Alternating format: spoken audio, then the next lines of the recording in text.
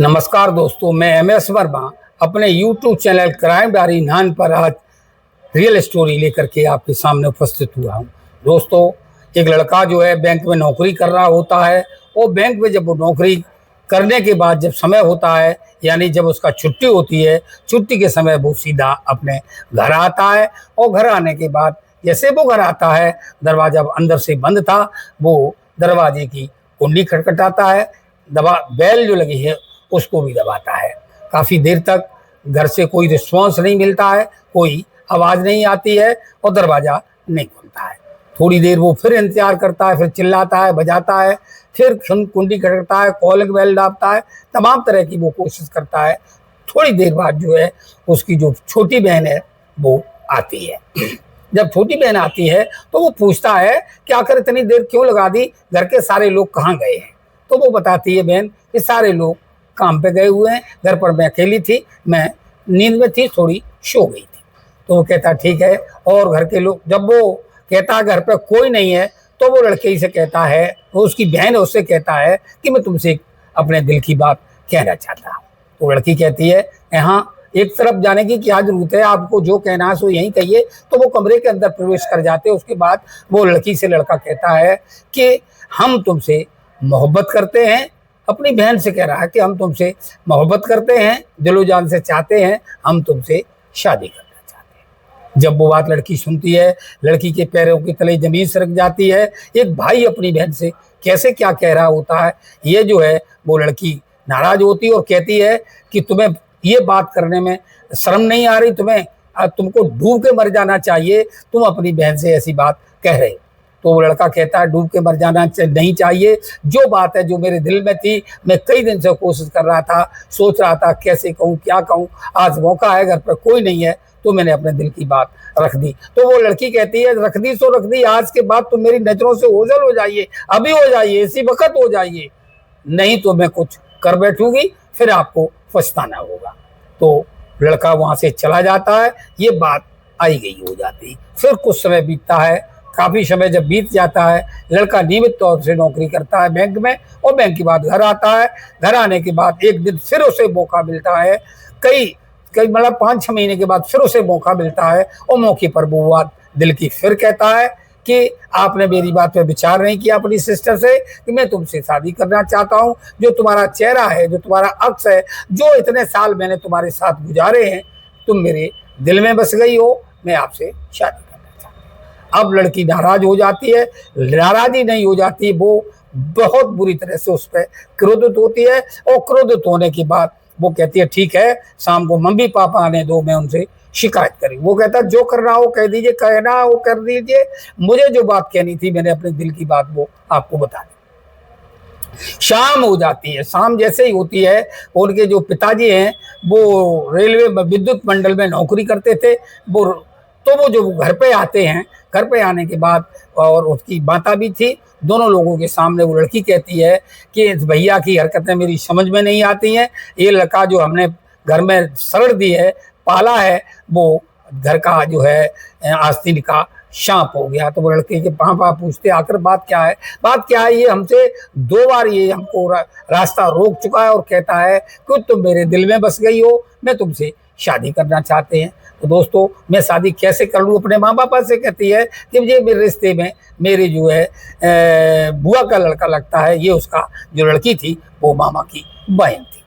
तो वो जो पिताजी जब सुनते हैं तो उनके भी पैरों के तले की जमीन सरक जाती है और कहते हैं कि मैंने लड़का पाला था या नाग पाला था, ये आस्तीन का सांप है।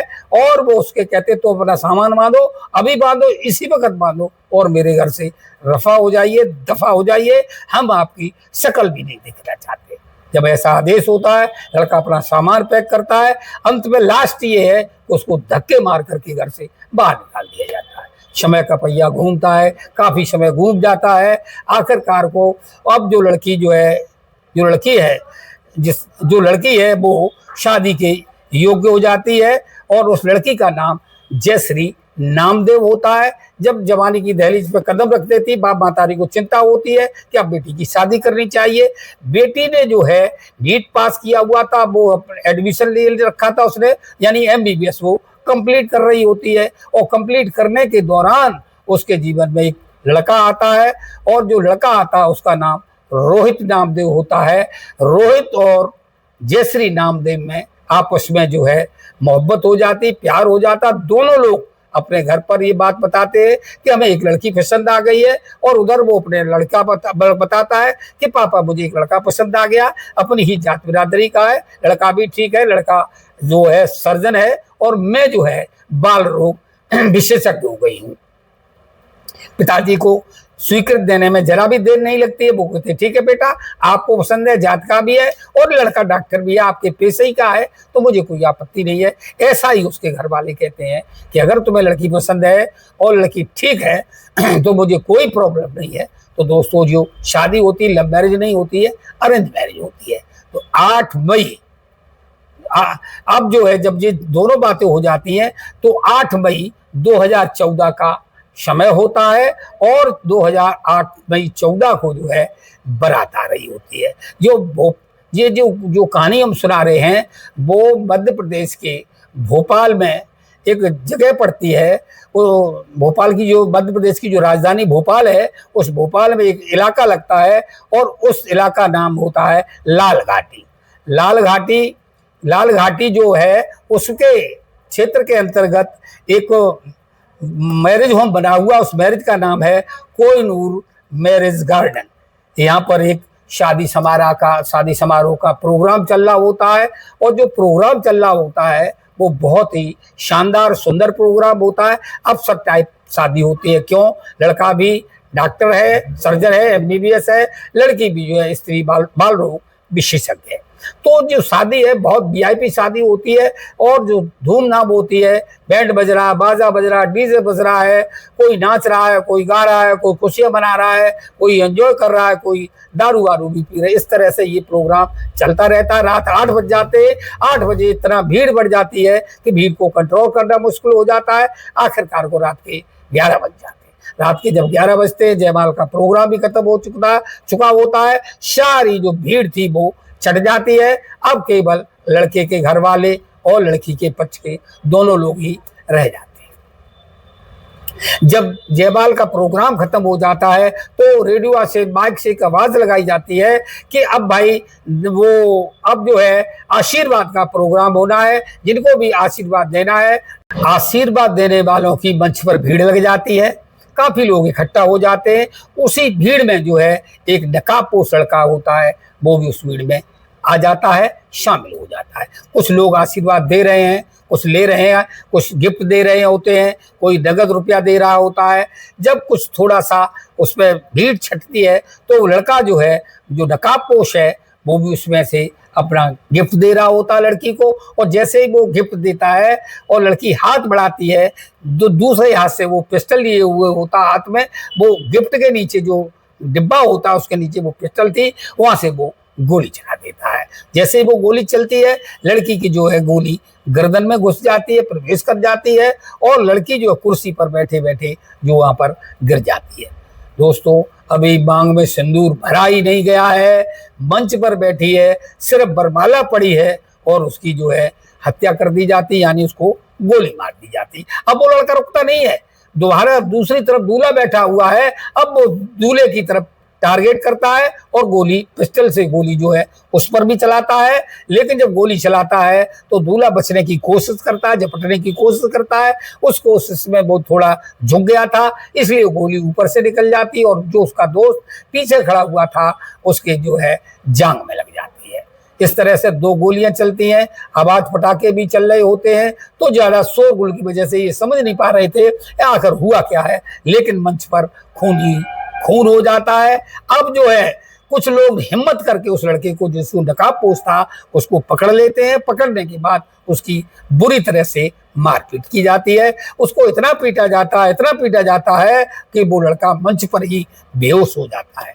कुछ लोग उसमें जो और एक्सपर्ट होते हैं, चतुर चालाक होते हैं, पुलिस को सूचना कर देते हैं।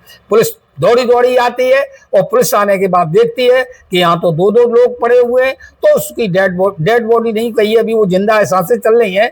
तो उनको उठा करके दोनों लोगों को अस्पताल भेजा जाता है। अस्पताल भेजने के बाद जब वो लड़की जो है, जो दुल्हन बनी है, जयश्री नामदेव है, उसकी मौत हो जाती है, और डॉक्टरों से मृत घोषित कर देते हैं। ये लड़का बेहोश है, कोमा में है, इसका लगातार इलाज चल रहा होता है। अब पुलिस वाले उस माहौल में आते हैं, लेकिन पुलिस के डर की वजह से सारे लोग जो भी थे, घराती हो अथवा बराती हो, डर की वजह से हम क्यों लफड़े में पड़े, सारे लोग तितर बितर हो जाते, कुछ चंद लोग ही रह जाते हैं। और जब ये बात उनको सुनने में आती है कि लड़की जयश्री नामदेव का देहांत हो गया है, मौत हो गई है, क्यों जयश्री नामदेव के जो है जो लड़की थी वो इकलौती बेटी थी, उनके कोई ना भाई था और न कोई दूसरी बेटी थी, इकलौती लड़की थी। तो अब माता पिता का रो रो करके बुरा हाल होता है। पुलिस पूछताछ करना चाहती है, लेकिन मानव दृष्टि रखते हुए पुलिस जो उससे पूछने की हिम्मत नहीं जुटा पा रही होती है। लेकिन फिर भी पुलिस उन्हें पूछती है तो जो उनके पिताजी हैं घनश्याम दास नामदेव, वो बताते हैं कि ये लड़का जो है जो नकाबपोश आया है, जिसकी मारपीट की गई है, ये हमारी बहन है अंगूरी देवी, उसका ये लड़का है। और इसके दिन मेरी बहन के मुफलसी में चल रहे थे, तो मैंने इसको सोचा कि ये लड़का मैं अपने घर लाएं, पढ़ाएं लिखाएं, इसको भी कामयाब बनाएं, कुछ दिन इनके भी सुधर जाएंगे। तो इस लड़का हमारे घर पर रह करके पढ़ाई लिखाई करता है। इसको मैं पीओ की ट्रेनिंग करा रहे होते, जो बैंक की तैयारी होती है, इसकी बैंक प्राइवेट तौर से इसकी नौकरी भी लग जाती है। और नौकरी लग जाती है, इस घर में रहते रहते ये मेरी ही बेटी से मोहब्बत करने लगा होता है, रिश्ते में जो उसकी बहन होती है। हमने इस लड़के से ये कहा कि तुम मेरे घर से बिस्तर बांधो, अभी मैंने लड़का नहीं पाला है, नाग पाला है, मैंने इसको जो है घर से निकाल दिया था। अब जब घर से निकाल दिया है तो जो है लड़का अपने वहां चला जाता है। मेरी जो बेटी है उसकी जब मैं शादी करना चाहते हैं तो जो है ये लड़का पसंद आ जाता है, ये भी लड़का डॉक्टर है, ये सर्जन बन जाता है, लड़की के साथ वो पढ़ रहा होता है। तो जो है लड़के का नाम रोहित नामदेव है। तो जो दोनों शादी हम कर रहे होते हैं, 8 तारीख 2014 का ये वक्त होता है, शादी हो जाती है। अब जो है 3 फरवरी 2014 को ये सगाई होती है। जब सगाई होती है तो जो लड़का रोहित है, वो लड़का रोहित उस पर अपने अकाउंट पर, फेसबुक पर, इंस्टाग्राम पर अपनी जो पत्नी है जयश्री नामदेव, उसका फोटो डालता है और कहता है कि मेरी जो है फला तारीख में शादी है और मैं शादी के बंधन में बंध जाते हैं। मेरी जो लड़की मुझे पसंद आई है, मैं इसको बेइंतहा प्यार करती हूँ।